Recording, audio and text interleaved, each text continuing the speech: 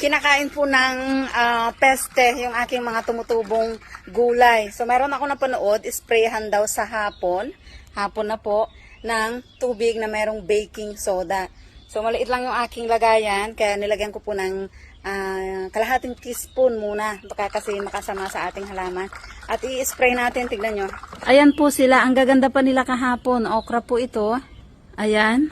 Ito naman yung mga sitaw. Ang ganda-ganda pa niya kahapon. Isang araw lang, ganyan na po ang nangyari. Ano po kaya ang kumakain sa kanila? At isa pa mga kaumami, gusto kong itanong sa inyo kung ano ang kumakain sa aking mga punla ng putchay. Petchay pala. Ayan, may kumakain po sa kanila, nawawala ang dahon. Ibon po kaya. Wala naman akong makitang uod. Hindi ko pa nalilipat, mauubos na. Galing po sa Pilipinas ang aking mga buto. Dahil nga ho, dito sa Thailand, hindi kinakain o ginugulay ang talbos ng sitaw. Kaya magtatalbos tayo ngayon.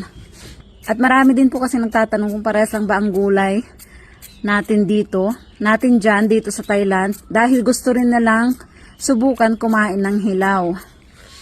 At dahil hindi ko po alam, nagtanim ako para aking masubukan kung nakakain din ng hilaw ang gulay natin sa Pilipinas. Dala po ito ng papa at mama ko dito sa Thailand.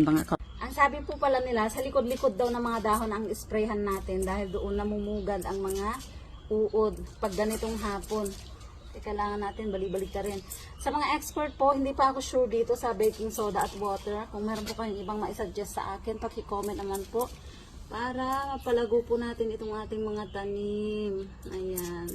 Ayan o, daming uod.